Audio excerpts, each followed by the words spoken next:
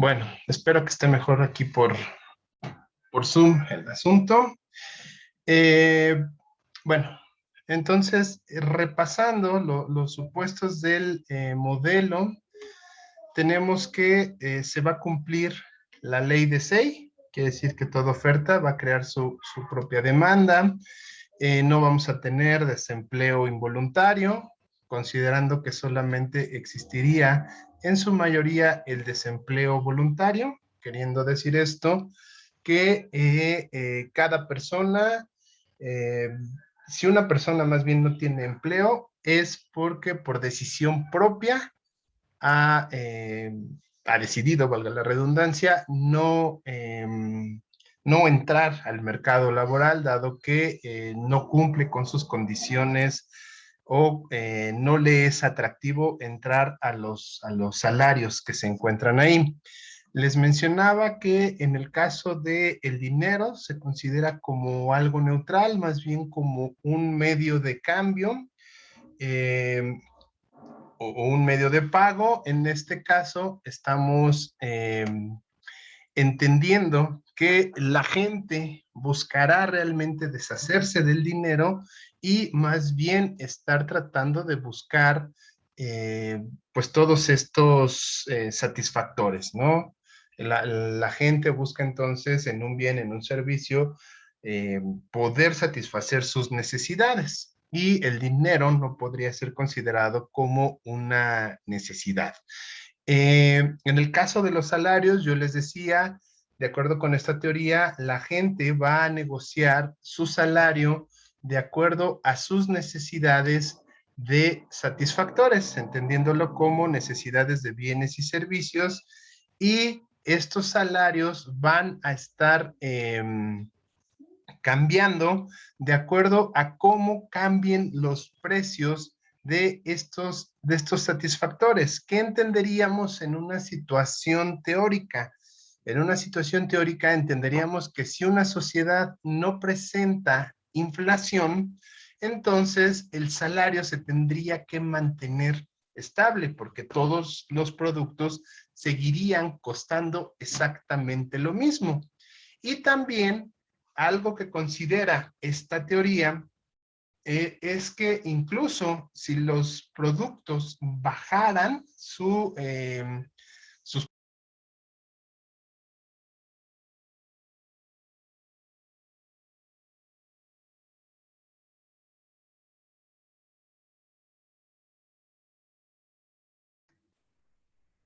¿Me escuchan?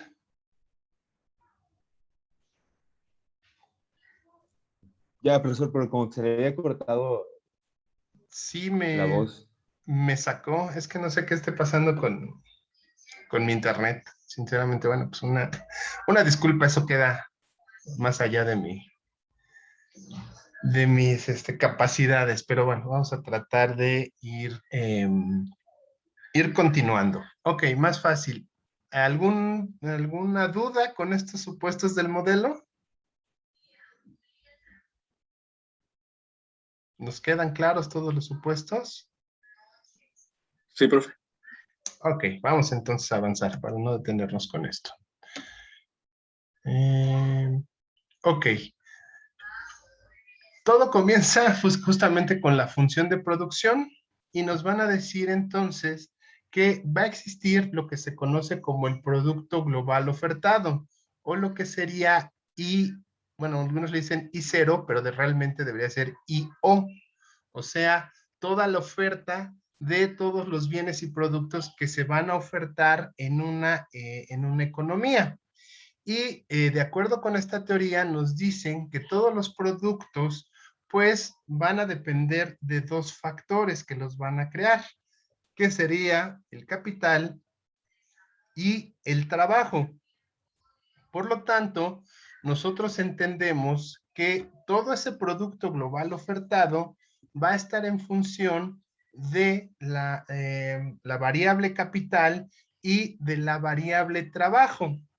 Pero algo que considera justamente este modelo es que el capital se puede considerar más que una variable, más bien como una constante. ¿Por qué?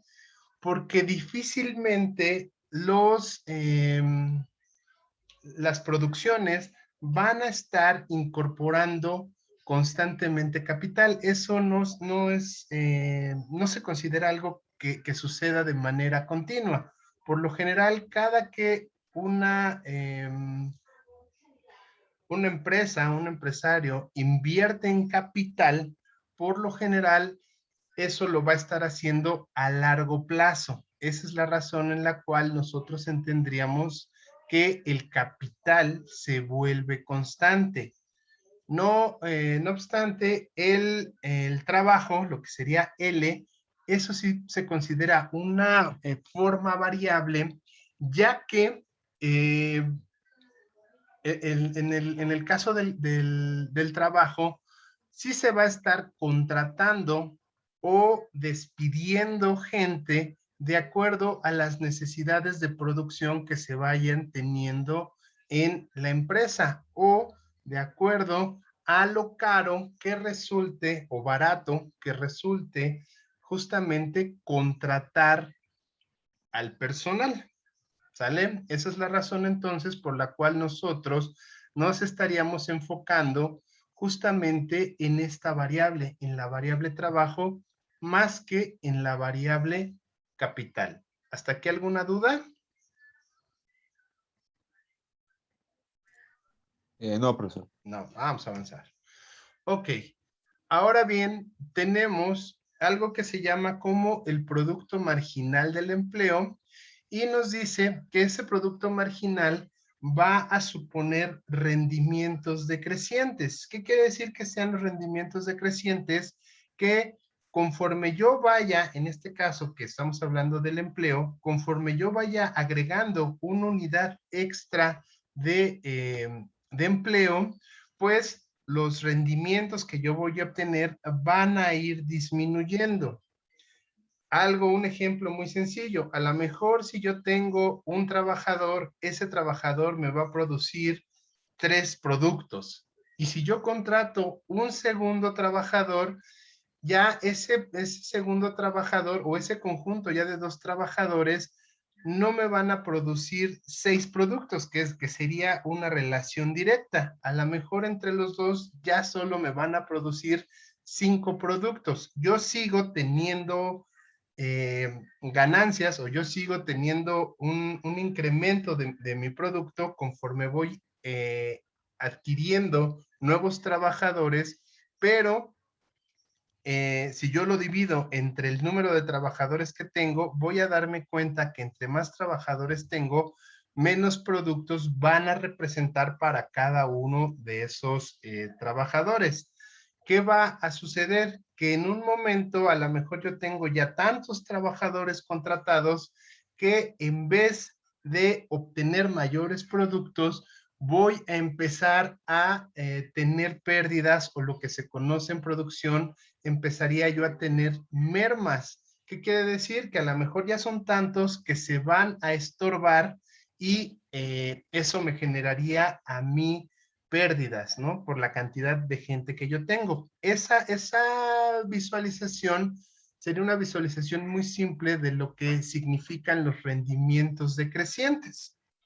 Entonces, la forma en la cual nosotros lo podemos expresar es justamente que el ingreso marginal del trabajo va a ser igual a la parcial de el producto global ofertado con respecto al trabajo.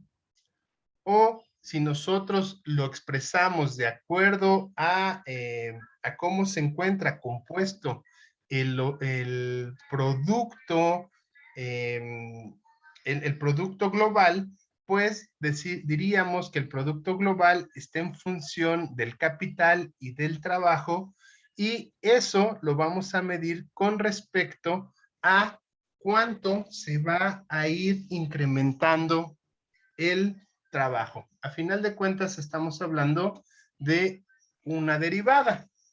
Por lo tanto, nosotros podemos entonces argumentar que el ingreso marginal del empleo o del trabajo va a estar realmente en función del trabajo y esa relación que vamos a tener es una relación negativa. O sea que cuando yo incremente en una unidad el empleo, pues lo que voy a obtener es una reducción justamente en ese ingreso marginal. ¿Queda claro? ¿Alguna duda que tengan?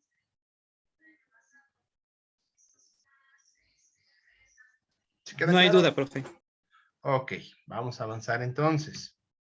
Si nosotros graficamos el ingreso marginal o el producto marginal en este caso, vamos a tener entonces que, por ejemplo, una unidad de trabajo, bueno, vamos a empezar con L0. A cierta cantidad de trabajo, yo voy a obtener cierto ingreso marginal, pero si yo reduzco esa cantidad de trabajo, lo que voy a obtener es un ingreso marginal más alto. Y si yo voy aumentando esa cantidad de trabajo, si yo voy aumentando las unidades de trabajo, pues mi ingreso marginal va a ir disminuyendo. Hasta incluso puede llegar el caso en que ese ingreso marginal se volviera negativo, como les platicaba hace rato en el ejemplo donde podríamos suponer que un exceso de trabajadores pues me empezarían a generar pérdidas, a generar cierta merma. Ok. ¿Qué sucede? Ahora vamos a ver lo que significa el beneficio. Nosotros tenemos que entonces el beneficio, bueno, en este caso Sosa utiliza la letra P mayúscula. Yo decidí utilizar bueno, lo que sería la pi mayúscula griega, porque es lo que generalmente se utiliza cuando nosotros estamos hablando de beneficio en microeconomía. Y a veces la P mayúscula llega eh, a confundirnos con los precios. Esa es la razón por la cual yo estoy cambiando esta nomenclatura de acuerdo a lo que ustedes tienen a la lectura. Nos va a decir entonces que ese beneficio se va a definir como el resultado entre la diferencia de lo que sería todo el ingreso agregado, en este caso Y, menos el costo agregado. Es una cuestión aritmética sumamente sencilla. Lo que a mí me ingresa, por ejemplo, por ventas, menos lo que me costó generar esos productos, pues va a ser realmente mi beneficio en cualquier cosa, en cualquier negocio, digamos que de manera simple, así es como nosotros podemos entender al beneficio. En este caso estamos hablando de agregados porque estamos hablando de toda una economía, o sea, el beneficio de todos los negocios va a ser igual al ingreso de todos los negocios menos todos los costos que tienen todos los negocios. ¿Cómo podemos entender esta expresión? Aquí está expresado de forma nominal o de forma monetaria. ¿Qué es eso? Ah, bueno, pues entonces Y solita va a ser igual a la oferta del producto global por el nivel de precios, por P. Acuérdense que este producto global está expresado en términos reales, o sea, en tantos pares de zapatos, tantas playeras, tantas televisiones, tantos automóviles, tantos bienes y servicios. Pero una forma más sencilla de expresar el mercado real es obviamente expresarlo en términos monetarios. Y la forma en la cual se expresa, pues es justamente poniéndole un precio a todos los bienes y productos. ¿Sale? Entenderíamos entonces que el ingreso expresado de forma nominal va a ser igual a el producto el producto ofertado, el producto global ofertado, que a su vez está en función del capital y del trabajo, por el nivel de precios. Aquí abajo, bueno, ya tenemos P, que la consideramos como el nivel de precios, y los costos, o esta C mayúscula, va a corresponder justamente a lo que cuesta el trabajo. Nosotros debemos de recordar como les enseñaba en esta función de producción, que el producto va a estar en función del capital y del trabajo, pero justamente el capital es una constante. Estamos hablando entonces de un modelo donde no se está considerando incrementos en el capital. Por lo tanto, los costos a los cuales se van a enfrentar realmente las empresas, o por lo menos en un mediano y corto plazo, va a ser los costos de contratar la fuerza de trabajo. ¿Qué quiere decir? Aquí tenemos el trabajo expresado en términos reales. Algunos dirían, bueno, pues a lo mejor serían las horas hombre o el trabajo, una forma de cuantificar el trabajo, y obviamente eso va a estar expresado por los salarios individuales. ¿Cuánto se le estaría pagando entonces a cada uno de los trabajadores por la fuerza de trabajo que están incorporando a los productos que se están creando? ¿Sí? Por ejemplo, vamos a suponer una economía de una fábrica que paga el salario mínimo. Entonces, en este caso, L sería la cantidad de trabajadores, la cantidad de obreros, por el salario mínimo que se le va a estar pagando a cada una de esas personas. ¿Queda entendido esta concepción? ¿Esta parte?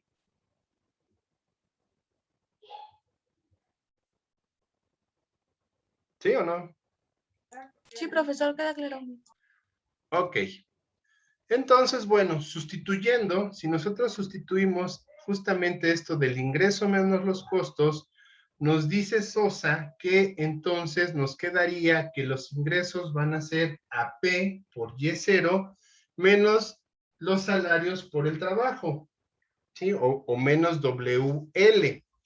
¿Qué hace Sosa? Sosa justamente hace una maximización de esta función del beneficio y va a obtener lo siguiente. Ahora, la pregunta es, ¿saben cómo se hace esa maximización? ¿Recuerdan esas clases de microeconomía o quieren que lo veamos rápidamente? Yo me puedo seguir, pero no sé si ustedes lo saben. ¿Cómo llega de aquí a acá?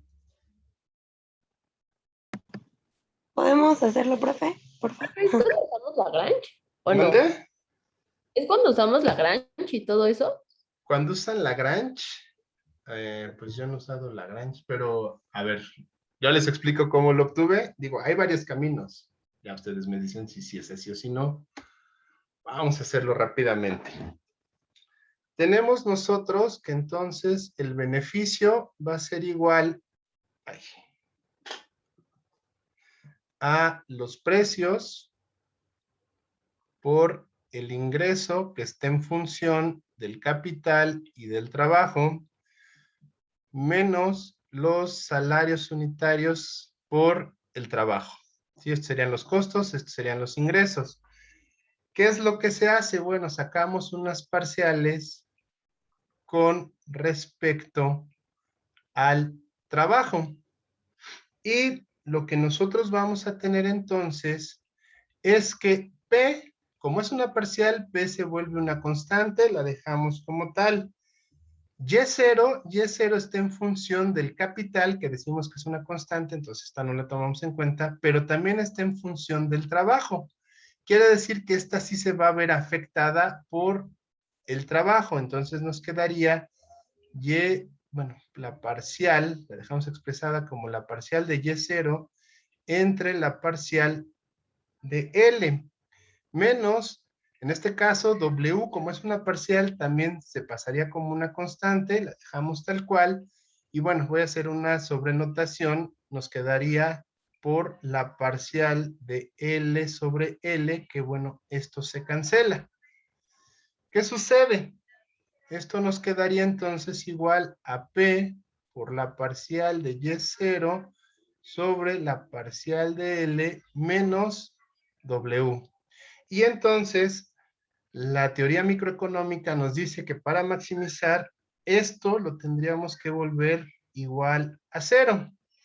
Quiere decir entonces que P por la parcial de YO va a ser igual, bueno, a ver, vamos a quitarle porque, vamos a hacerlo más chiquito, porque no es un igual. Quedaría igual a P por la parcial de Y sobre YL. Esto sería igual a W, ¿sí? Porque estamos igualando a 0. Ahora, ¿qué hacemos? Bueno, pues pasamos simplemente esta P y nos quedaría entonces que la parcial de Y con respecto a L va a ser igual a W sobre P. Y ya tenemos justamente lo que nos dice aquí, ¿no? La parcial de Y0 que está en función de K y L expresada en L es igual entonces a W sobre P. ¿Sí o no? ¿Sí le salió así o no le salió así? Sí, profe. Ok. Bueno, pues entonces, ¿qué es justamente esta parcial? Esta parcial o esta expresión de esta parcial, si ustedes recuerdan, es igual a justamente el producto marginal del trabajo. ¿Y qué es los salarios entre los precios? ¿Qué es eso? ¿A qué es igual esto? Teóricamente. El salario ¿Al real. salario real? Al salario real. Entonces, ¿qué estamos diciendo? Que esa maximización de la función lo que nos dice es que el ingreso, el producto marginal del trabajo va a ser igual al salario real. Y aquí lo tenemos, ¿no? Ingreso marginal del trabajo es igual al salario real. Quiere decir entonces que ese ingreso, que es lo que van a considerar los empresarios o los capitalistas, va a estar tomado de acuerdo a los salarios reales que se encuentran en el mercado.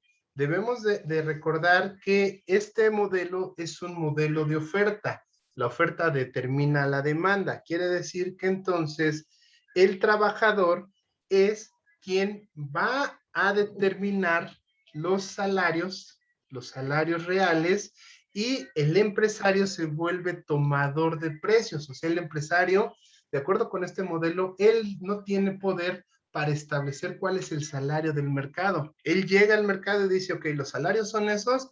Bueno, con base a esos salarios que están expresados en el mercado, yo voy a determinar cuánto ingreso o cuánto producto marginal voy a estar contratando.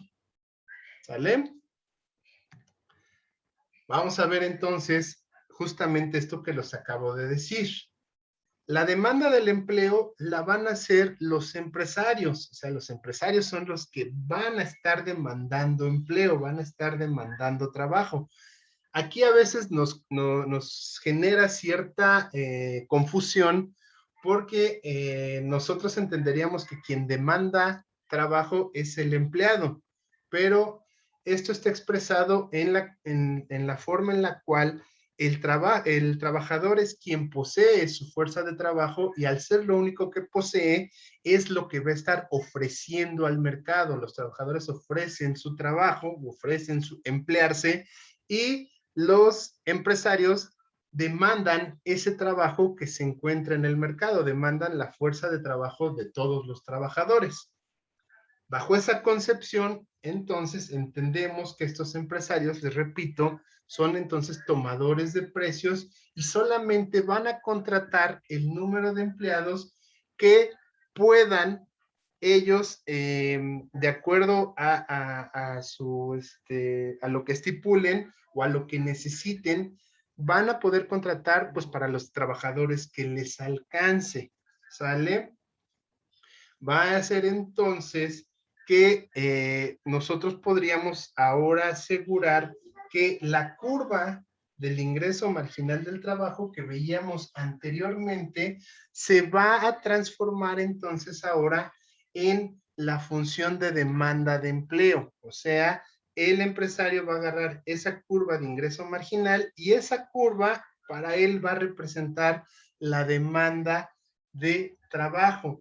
Esa demanda de trabajo, obviamente, como todas las demandas en los modelos clásicos, siempre va a tener una pendiente negativa. ¿Qué quiere decir? Que cuando menores sean los salarios, pues mayor demanda de trabajo van a tener los empresarios. Cuando los salarios sean más altos, pues entonces menor será la cantidad de trabajo que se esté demandando.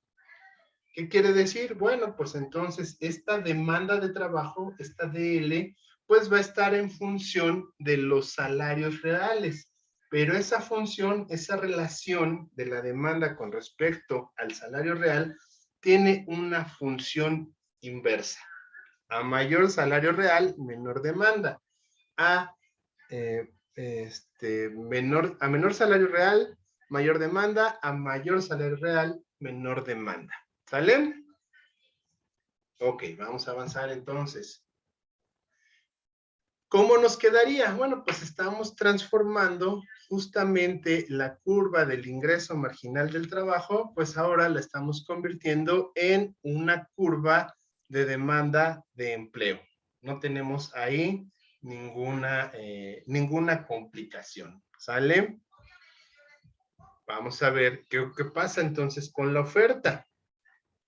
La oferta de empleo, pues vas a corresponder entonces a los trabajadores y los trabajadores van a ser los que tengan el poder de establecer o de influir sobre los salarios reales.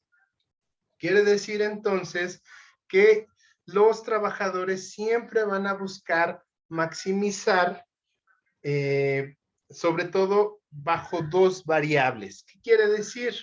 Que lo que van a estar siempre contraponiendo los trabajadores, explicando que todos tienen la capacidad de poder emplearse, pues entonces los trabajadores van a únicamente a tomar en cuenta qué ingresos les repercute ir a trabajar y eso lo van a contraponer justamente contra el ocio.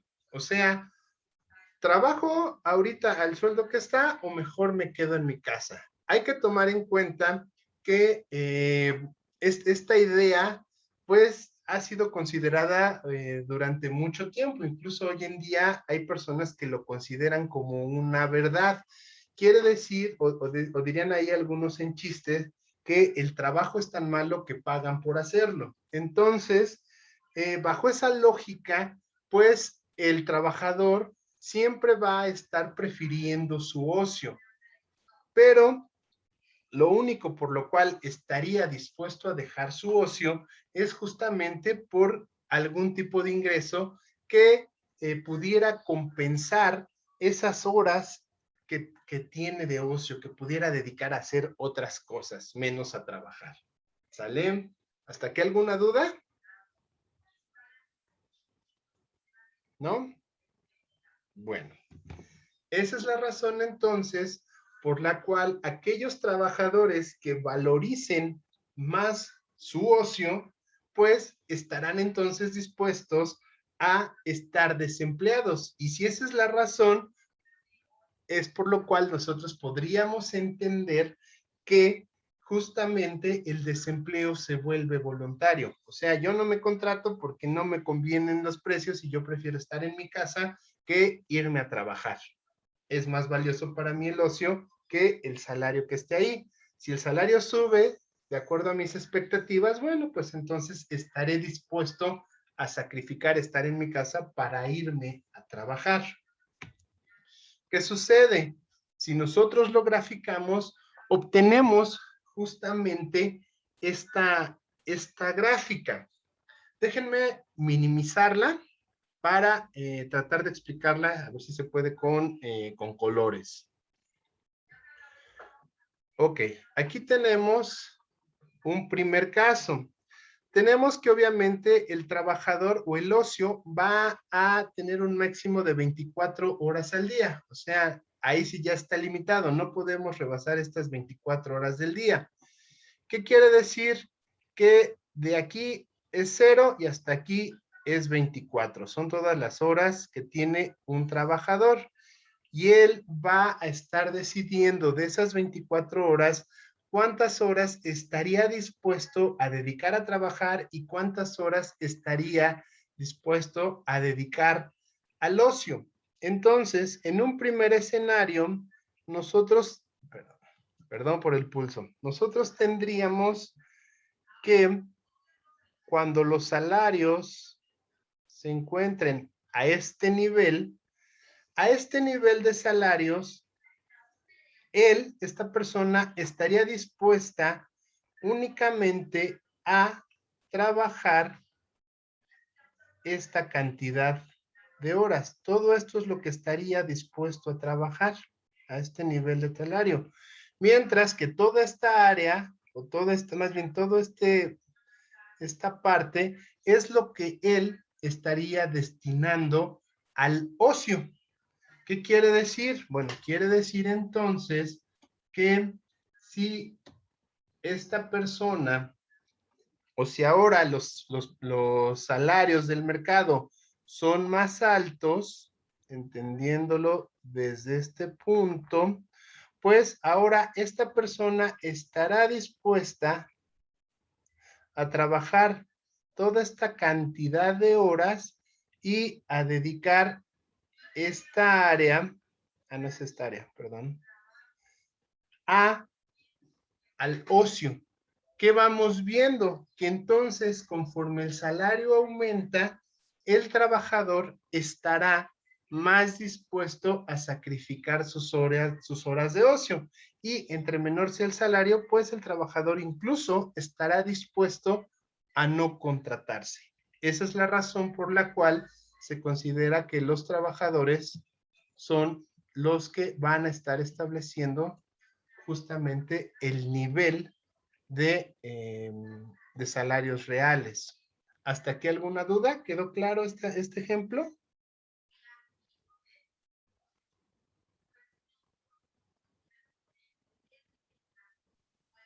Sí, profe. Bueno, vamos entonces a avanzarle. Ok, si entonces el trabajador va a encontrar una utilidad directa con los salarios reales, pues podemos considerar que justamente se va a poder estar creando una oferta de trabajo. Vamos a poder estar graficando una oferta de trabajo. En este caso, la oferta de trabajo va a estar también en función de los salarios reales. Quiere decir que conforme sube el salario, pues los más trabajadores van a estar más dispuestos a contratarse a esos salarios que se encontraran en el mercado. En este caso, la relación es una relación directa. Conforme sube el salario, sube la oferta de trabajo. Y si nosotros graficamos justamente esa razón, pues lo que obtendríamos sería una pendiente positiva. A mayor salario, mayor trabajo ofrecido. A menor salario, bueno, pues obviamente menor trabajo ofrecido. ¿Qué sigue ahora? Pues lo que sigue ahora es justamente graficar en el mismo lugar donde pase la demanda y la oferta. Y justamente al graficar oferta y demanda, pues lo que vamos nosotros a encontrar es un punto de equilibrio, un único punto donde oferta y demanda convergen, y entonces, pues justamente en ese punto donde la demanda excedente pues se vuelve nula. Ese es el punto en el cual se encuentra el pleno equilibrio, y estamos hablando del famoso pleno empleo. Es el punto donde oferta menos demanda se vuelve cero, y solamente es aquí, en este punto de medio. En los demás puntos, pues obviamente encontramos que no hay convergencia, ¿no? ¿Por qué?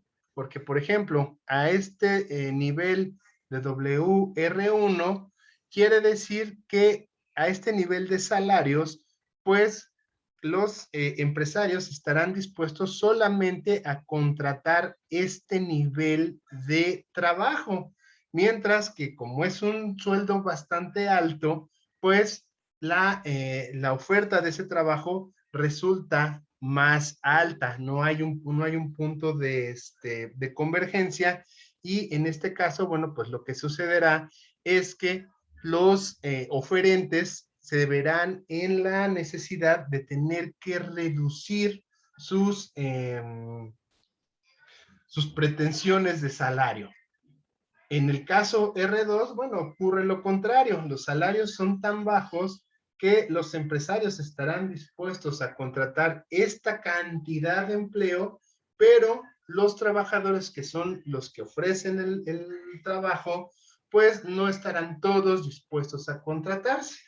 Y obviamente WR asterisco es el punto donde no tendríamos ni excesos de oferta ni excesos de demanda. Por lo tanto, la resta entre ambos sería igual a 0 y estaríamos encontrando un punto de equilibrio o un punto óptimo. Y así como ocurre en este mercado, podemos entender que ocurre en el resto de los mercados de la economía.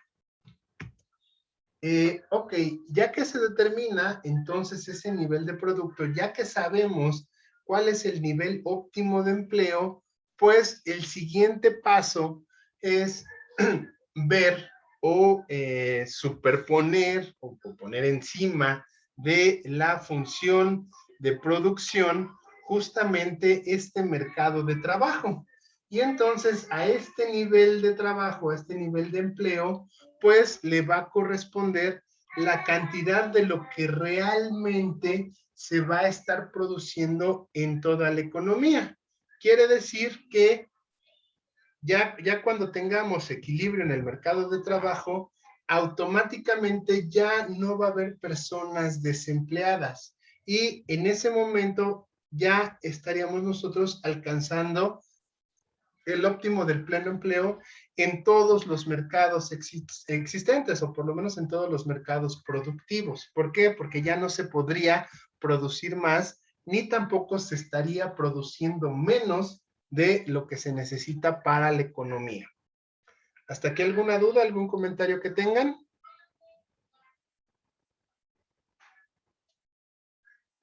Bueno, vamos a avanzar entonces.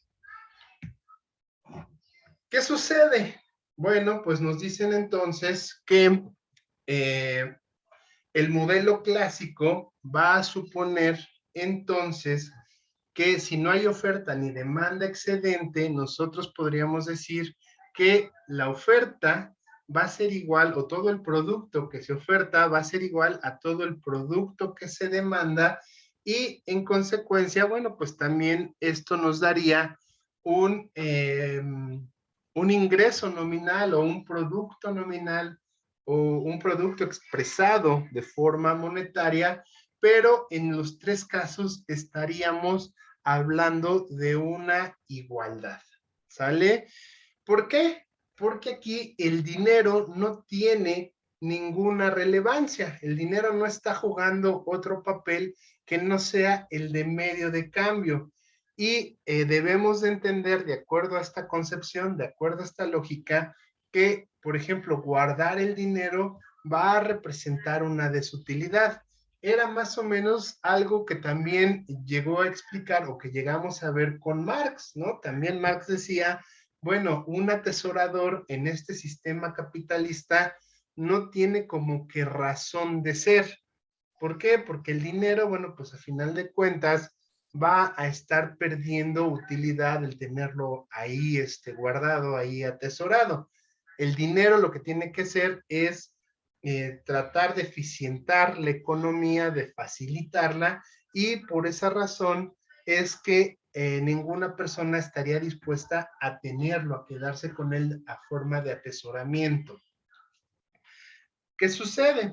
Bueno, pues vamos a encontrar entonces que de acuerdo a cómo nosotros concibamos al producto, vamos a encontrar distintas clasificaciones. Por ejemplo, si nosotros vemos al producto desde la oferta entenderíamos que las empresas van a obtener ingresos. Va a haber dos tipos de empresas.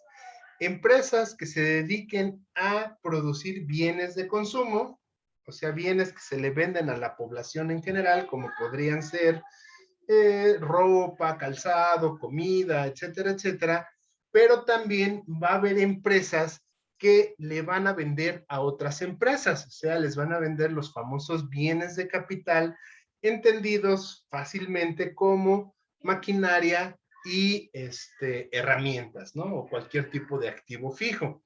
Y cualquier venta de estos tipos de bienes, pues van a implicar ingresos para las empresas. Por el lado de la demanda, si nosotros vemos al producto por el lado de la demanda, entenderíamos, que los individuos van a utilizar sus ingresos, o sea, los trabajadores van a utilizar sus salarios, mientras que los empresarios van a utilizar sus beneficios para consumir o para invertir. Entendemos que los trabajadores utilizan sus ingresos sobre todo para consumir, ¿no? Y entonces, ¿por qué? Porque negociaron los salarios en términos reales, o sea, el trabajador siempre ha considerado de forma racional que todos los ingresos que recibe van a estar destinados a vestimenta, a comida, a el hogar, etcétera, etcétera, ¿sí? Y el empresario, una parte la va a utilizar también para consumir. ¿Por qué? Pues porque a final de cuentas es una persona que también tiene necesidades, y otra parte la va a utilizar para invertir, o sea, para poder producir más bienes que pueden ser bienes de consumo o bienes de capital. Y también nos menciona que si nosotros lo vemos desde el lado del ingreso, desde el lado meramente monetario, pues podemos decir que los agentes económicos, algunos autores dirán que solamente los empresarios, pero hay algunos que son un poco más flexibles y nos dicen, bueno, tanto trabajadores como empresarios van a utilizar una parte de su ingreso para consumir y otra parte la van a utilizar para ahorrarla, o sea, para posponer su consumo. A lo mejor yo no estoy dispuesto a gastarme todo mi salario en esta quincena. Digo, bueno, mejor lo junto, lo ahorro y posteriormente yo haré un consumo futuro para algo que a lo mejor sea relativamente más caro, ¿no? Por ejemplo, para comprar un automóvil, para comprar una casa o para comprar algo que está próximo a salir y el día de hoy no existe, ¿no? O no voy a necesitar. ¿Hasta aquí alguna duda? ¿Todo claro? No, profe, todo bien. No, profesor. Todo bien, profe. Ok, si sacamos una tabla entonces de lo anterior, tendríamos justamente esto. Entonces diríamos que el ingreso visto, o más bien el producto visto desde la oferta, pues se va a dividir en bienes de capital y bienes de consumo. El producto visto desde la demanda se vería como consumo y, o más bien, inversión. Si nosotros recordamos, esto es una igualdad. Por lo tanto, estas tres son exactamente lo mismo. Ok, vamos a ver en la parte monetaria. El ingreso, visto desde una forma nominal, pues tenemos que entonces una parte se consume y lo que no se consume se va a ahorrar. Ahora diríamos, bueno, pues si esto es una igualdad, esto también tiene que ser una igualdad. Y bueno, en el primer caso no tenemos problema, o sea, los bienes de consumo que producen las empresas se convierten en el consumo de quienes las adquieren, y como oferta y demanda no tienen excedentes, pues esto y esto lo entendemos igual. El consumo visto de manera nominal, bueno, pues es la expresión monetaria justamente de esta demanda. Aquí no tenemos problemas con la igualdad. Vamos a ver el de abajo. Los bienes de capital que unas empresas venden se convertirán en la inversión de las empresas que justamente adquieren estos bienes de capital. Volvemos al mismo caso, si oferta y demanda no tienen excedentes, podemos entender que los bienes de capital van a ser exactamente igual a la inversión. Pero lo que sí nos puede generar un problema bajo esta concepción es por qué el ahorro sería igual a la inversión. Y esa es una de las grandes preguntas que muchas veces nos vamos haciendo y en algunos casos solamente tomamos como dadas, ¿no? O dirían algunos, bueno, pues matemáticamente, si esto y esto es igual y esto es igual, bueno, pues por cuestión aritmética es la razón por la cual el ahorro sería igual a la inversión, aunque esa definición no se vuelve del todo satisfactoria. Ok, ahorita vemos entonces por qué sí o por qué no, o en qué casos sí, en qué casos no. ¿Hasta aquí alguna duda? ¿Nos queda clara esta tabla hasta aquí, hasta donde lo presento? Sí, profesor, queda clara. Ok. Bueno, vamos entonces a hablar justamente del ahorro. Ok, en este modelo clásico, el ahorro se va a concebir como la oferta de fondos, o sea, si nosotros entendemos que las personas una parte la consumen y la otra la ahorran, pues justamente esa parte que ahorran se va a convertir en una oferta de fondos, o sea, se va a mandar, en un caso muy simplista, se va a mandar al banco, ¿no? El banco es quien se va a dedicar justamente a la captación de todos estos fondos, de todo este dinero que no están utilizando el día de hoy las personas y que utilizarán posteriormente.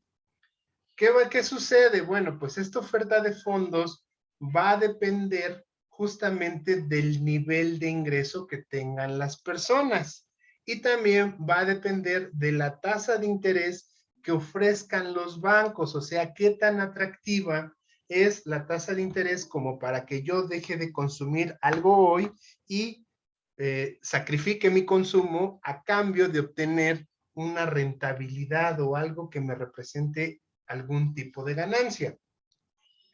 Ok, ¿qué podemos decir? Bueno, decimos entonces que el ahorro depende de los ingresos. ¿Por qué? Porque a mayor cantidad de ingresos es más fácil que yo ahorre más. De hecho, esa es la razón, les repito, por la cual algunos autores consideran que solamente los empresarios son los únicos ahorradores. ¿Por qué? Porque entendemos que los empresarios son quienes tienen mayor cantidad de ingresos y a final de cuentas el consumo se vuelve constante. O sea, una persona que tiene mucho dinero, pues llega un momento hasta el cual ya va a dejar de consumir. ¿Por qué? Ya entendiéndolo desde la lógica de que ya pudo satisfacer todas sus necesidades y aún así le sobra dinero. Entonces, ese exceso de dinero es lo que va a buscar ponerlo u ofrecerlo como una oferta de fondos, como un ahorro. Y obviamente algo que decidirá si lo deposita en un banco, pues es justamente la tasa de interés que le ofrezca ese banco. Por ejemplo, si hoy en día el banco ofreciera una tasa del 100% de lo que nosotros invertimos, bueno, pues habría varias personas, entre esas me podría incluir yo, que estaríamos dispuestos a dejar de consumir hoy porque con la intención justamente de obtener una rentabilidad grande, ¿no? Y si el banco pues ofrece tasas pequeñas, por ejemplo, del 0.01%, pues obviamente las personas no estarían dispuestas a ahorrar ahí su dinero, ¿no? No representaría realmente ningún tipo de ganancia meter tu dinero al banco. Entendemos entonces que el ahorro va a estar en función directa del ingreso y de la tasa de interés. A mayor ingreso, mayor ahorro. A mayor tasa de interés, también mayor ahorro. Ok, ¿Qué otra cosa nos dicen aquí los clásicos? Bueno, en el corto plazo, pues el ingreso se va a volver constante y lo único que sí va a poder estar variando es justamente la tasa de interés. ¿Qué quiere decir? Por ejemplo, las personas negocian sus salarios de acuerdo a lo que prevén en un año, ¿no? Estamos mencionando que cada año es cuando se revisan los salarios y por lo general las personas van a mantener ese nivel de ingreso constante. En el caso de los empresarios, pues también sucede hasta cierto punto algo similar. ¿Por qué? Porque la mayoría de los empresarios está considerando un ciclo productivo de aproximadamente un año. O sea, cada año el empresario o el empresario tradicional se sienta para ver, bueno, pues me fue de tal manera, ok, ¿qué sigue? ¿Invierto más? ¿Me quedo igual o empiezo a invertir menos? Por lo tanto, bueno, pues entenderíamos que también su ingreso es constante. Mientras que la tasa de interés sí es una variable que va a estar fluctuando. ¿Por qué? Porque al existir una competencia o al tener ese supuesto de competencia perfecta, pues los bancos van a estar compitiendo por la tasa de interés.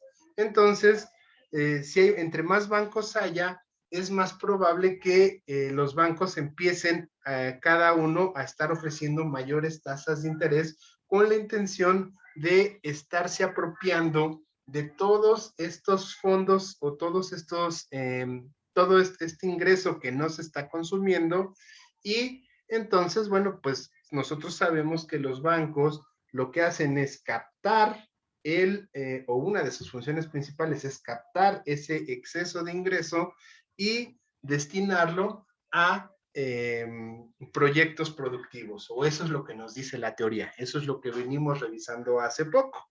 Por lo tanto, bueno, pues nosotros graficaríamos que el ahorro va a estar en función de la tasa de interés, entendiendo el ingreso como constante, y esa relación es una relación positiva, o nosotros tenemos una pendiente positiva, como todas las ofertas que se expresan en este modelo clásico.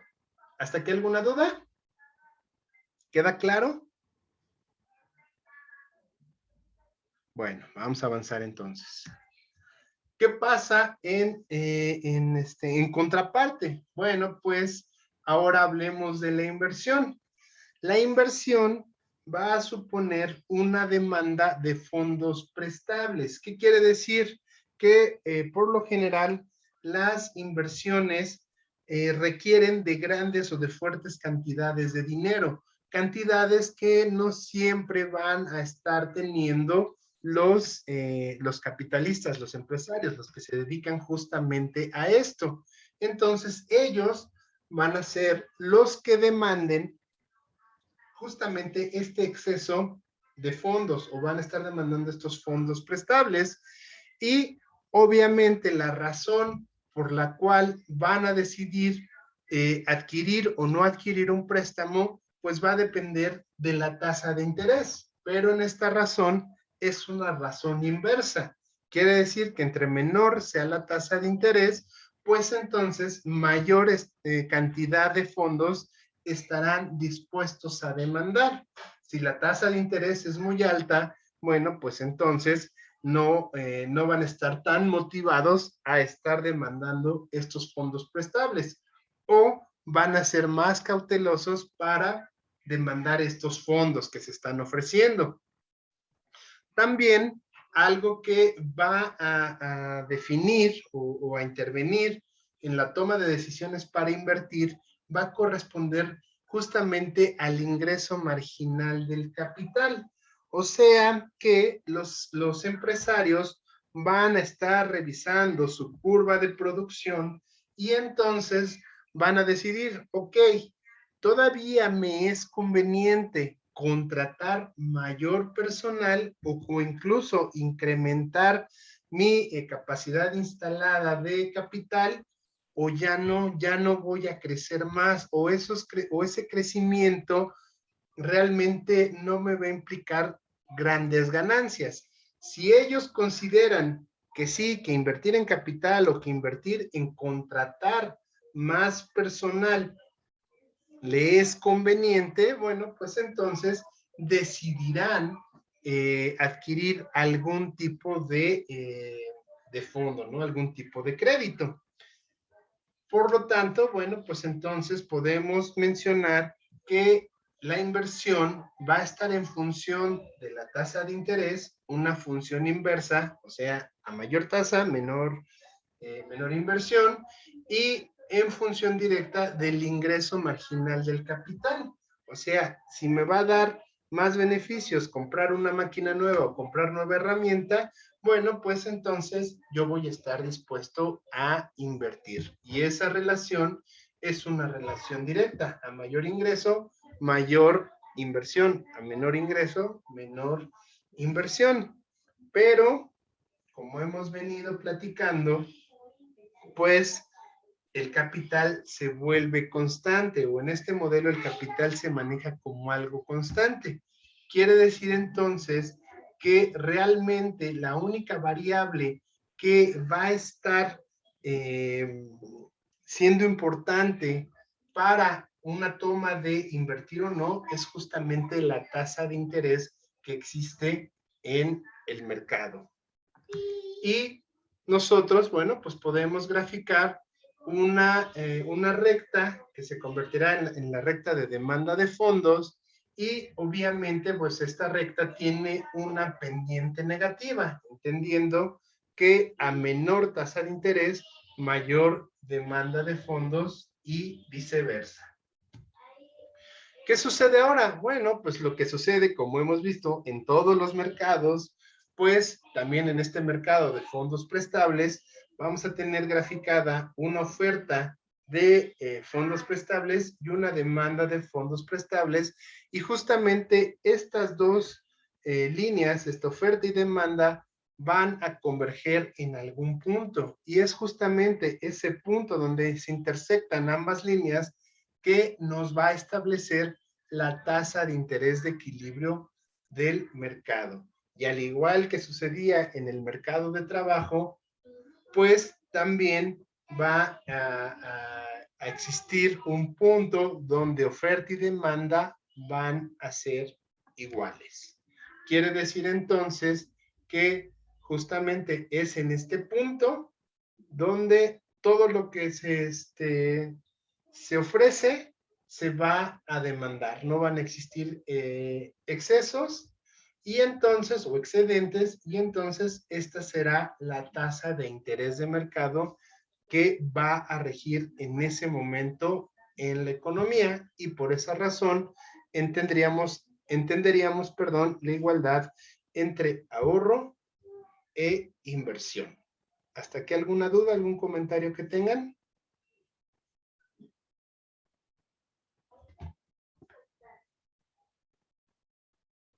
Ok. Bueno, pues entonces dejamos hasta aquí la reunión.